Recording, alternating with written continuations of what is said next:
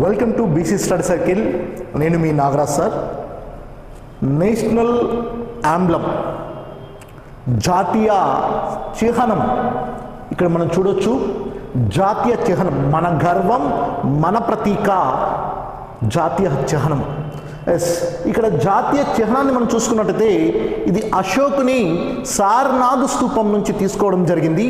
ఈ అశోకుని సారనాథ్ స్తూపం నుంచి తీసుకున్నటువంటి ఈ యొక్క సింహాలు, ఇక్కడ మనకు కనబడుతున్నటువంటి సింహాలు 3 ఇక్కడ వృత్తాకారంలో ఉంటాయి కాబట్టి 4వ సింహం అనేది లయన్ బ్యాక్ సైడ్లో ఉంటుంది.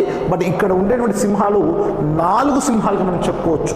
4 సింహాలు 4 వైపులు చూస్తున్నట్టుగా ఉంటుంది.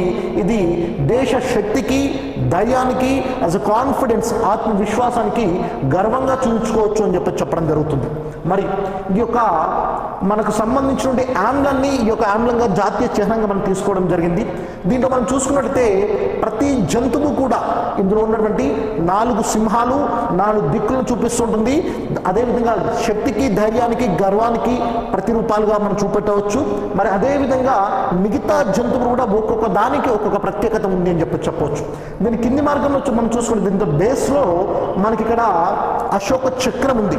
ఈ అశోక చక్రం 24 ఆకులు కలిగినటువంటి ఈ అశోక చక్రాన్ని పేర్కొంటూ ఒక్కొక్క జంతువుని ఈ యొక్క రౌండ్ సర్కిల్లో మనకు ఇవ్వడం జరిగింది.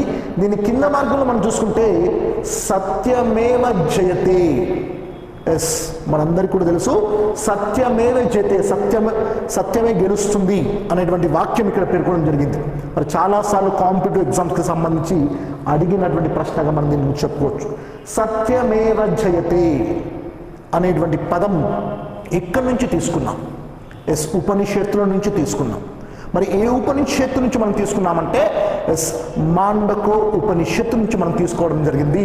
ఈ సత్యమేవ జయతే అనేటువంటి ఒక వాక్యాన్ని అని చెప్తున్నాం. మరి మరొకసారి ఎగ్జామ్లో దీని గురించి అడగడం జరిగింది. సత్యమేవ జయతే జాతీయ చిహ్నంలో కింది భాగంలో ఉన్నటువంటి ఈ సత్యమేవ జయతే ఏ లిపిలో ఉంది అని అడగడం జరిగింది. మనందరికీ తెలుసు సత్యమేవ జయతే ఇది దేవనాగరి లిపి. మనము సంస్కృతాన్ని కానీ హిందీని కానీ ఈ రెండింటికి కూడా లిపి అనేది లేదు. కాబట్టి ఈ రెండింటిని కూడా మనము దేవనాగరి లిపిలో రాయడం జరుగుతుంది. కాబట్టి ఈ లిపి దేవనాగరి లిపి అని చెప్తున్నాం. మరి ఇక్కడ ఉన్నటువంటి జంతువులు 4 జంతువులుగా మనం పేర్కొనవచ్చు.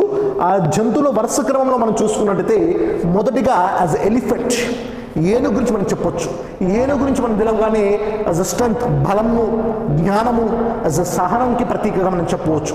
అదేవిధంగా ఎద్దు గురించి మనం చూస్తే ఇది ఎప్పుడు కూడా శ్రమ, పని చేస్తుంది కాబట్టి శ్రమకు, దృఢత్వానికి ప్రతీకగా మనం చెప్పవచ్చు. అదేవిధంగా హార్స్ యాజ్ అ వేగానికి, శక్తికి రూపంగా మనము గుర్రాన్ని అంటే మీన్స్ హార్స్ అని చెప్పవచ్చు.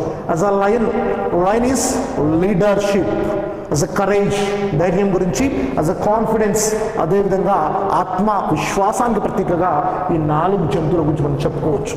అయితే మనకి ఇక్కడ చూసుకున్నట్టయితే ఈ యొక్క నేషనల్ ఆంబ్లం, ఈ యొక్క నేషనల్ ఆంబ్లం జాతీయ చిహ్నంగా మనం చూసుకున్నట్టయితే ఈ యొక్క జాతీయ చిహ్నంగా ఎప్పుడు రాజ్యాంగ పరిషత్ ఆమోదించింది అంటే 1950 జనవరి 24 రాజ్యాంగ పరిషత్ చిట్ట చివరి సమావేశంలో ఈ యొక్క జాతీయ చిహ్నంగా మనకు ఈ యొక్క 4 సింహాలతో ఉన్నటువంటి ఈ యొక్క జాతీయ చిహ్నాన్ని రాజ్యాంగ పరిషత్ ఆమోదించడం జరిగింది.